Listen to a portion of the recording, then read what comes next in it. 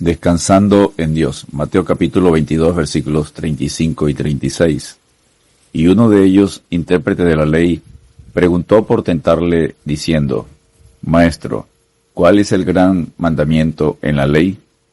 Los fariseos retoman la confrontación contra Jesús con un nuevo y planificado ataque usando una tercera pregunta para tratar de condenar al Señor.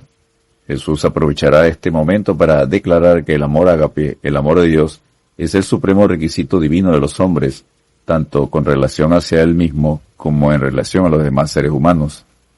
Pero Dios demuestra su mismo amor hacia nosotros en que aun siendo nosotros pecadores, Cristo murió por nosotros. Romanos 5, versículo 8. Nuevo ataque fariseo. Mateo capítulo 22, versículos 34 y 35. Entonces los fariseos, oyendo que había hecho callar a los saduceos, se juntaron a una, y uno de ellos, intérprete de la ley, preguntó por tentarle diciendo. La noticia llegó a los fariseos que sus adversarios los saduceos habían salido derrotados en la confrontación con Jesús, algo que los fariseos no habían podido hacer por años. Jesús lo hizo en un momento al destruir la sabiduría humana de los saduceos, dando la respuesta contundente y bíblica sobre la resurrección. Los fariseos entendieron que la popularidad de Cristo aumentaba y ellos no lo podían permitir. Se reunieron de emergencia para planificar un nuevo ataque, para tentar a Jesús y tratar de atraparlo. Van a usar a un escriba para formular la pregunta. Los escribas eran también conocidos como intérpretes de la ley, doctores de la ley o expertos en la ley. El término tentarle en el Nuevo Testamento se usa no para probar el conocimiento, sino para tender una trampa. Buscaban un elemento acusatorio que pudiera ser usado para condenarlo a muerte. Se cumple el Salmo al decir: ¿por qué se amotinan las gentes y los pueblos piensan cosas vanas? Se levantarán los reyes de la tierra y príncipes consultarán unidos contra Jehová y contra su ungido, diciendo: rompamos sus ligaduras y echemos de nosotros sus cuerdas. El que mora en los cielos se reirá. El Señor se burlará de ellos. Luego hablará a ellos en su furor y los turbará con su ira. Salmo 2, versos 1 al 5. La pregunta del intérprete de la ley, Mateo capítulo 22, versículo 36. El escriba hace la pregunta a Jesús diciendo: Maestro, ¿cuál es el gran mandamiento en la ley? Al dirigirse a Jesús como maestro, es probable que el intérprete no estuviera siendo orgulloso como lo habían sido quienes interrogaron antes, en Mateo 22, versículos 16 y 24. Al preguntar cuál es el gran mandamiento en la ley, el escriba estaba preguntando cuál era el más grande de los mandamientos de Moisés. Los escribas y fariseos consideraban como autoridad todo el Antiguo Testamento, y no solo los 5 libros de Moisés, como hacían los saduceos. Consideraban a Moisés como el supremo en las Escrituras.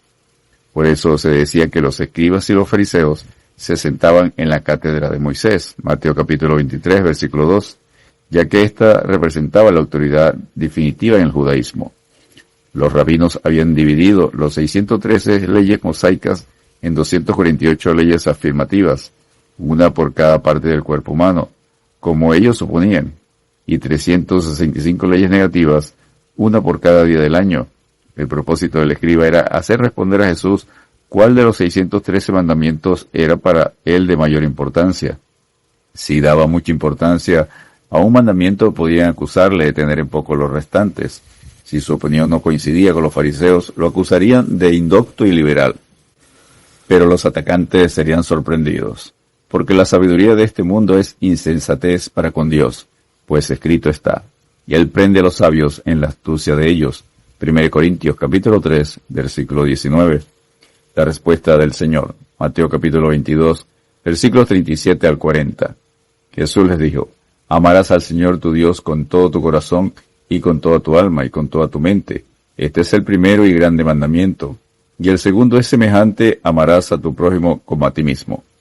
Jesús respondió sin titubear, y la respuesta que ofreció estaba totalmente de acuerdo no solo con la ley mosaica, sino con una antigua tradición judía de esa ley.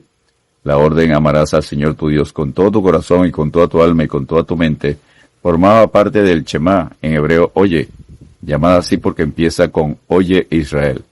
El Shema comprendía los textos de Deuteronomio capítulo 6 versículos 4 al 9, Deuteronomio capítulo 11 versículos 13 al 21 y Números capítulo 15 versículos 37 al 41. los pasajes más conocidos, más citados y más copiados de la Escritura en el judaísmo. Después de declarar el primero y más grande mandamiento, Jesús agregó a los fariseos también el segundo: amarás a tu prójimo como a ti mismo. Jesús declaró que al mandato de amar de modo auténtico a Dios le sigue importancia el mandamiento de amar al prójimo, que es el de mismo orden que el amor que ya se tiene por sí mismo. Cristo dejó un mandamiento: que os améis unos a otros como yo os he amado, que también os améis unos a otros. En esto conocerán todos que sois mis discípulos, si tuviereis amor los unos con los otros. Juan capítulo 13, versículos 34 y 35. Juan el apóstol enseña: si alguno dice, yo amo a Dios y aborrece a su hermano, es mentiroso. Pues el que no ama a su hermano, a quien ha visto, ¿cómo puede amar a Dios a quien no ha visto? 1 Juan capítulo 4, versículo 20. El que no ama a su hermano todavía está en tinieblas y permanece en muerte. 1 Juan capítulo 2, versículos 9 al 11, y 1 Juan capítulo 3, versículo 14. Aún al enemigo Dios manda hacerle 4 cosas: amarlo, bendecirlo, hacerle bien y orar por él. Mateo capítulo 5, versículos 44 y 45. ¿Podemos amar al prójimo como Dios ama? Sí, porque el amor de Dios ha sido derramado en nuestros corazones por el Espíritu Santo que nos fue dado. Romanos capítulo 5, versículo 5. Jesús concluye asegurando: de estos 2 mandamientos depende toda la ley y los profetas. Descansemos en Dios obedeciendo, porque nosotros tenemos este mandamiento de Él: el que ama a Dios, ame también a su hermano. 1 Juan capítulo 4, versículo 21. Dios te bendiga y te guarde.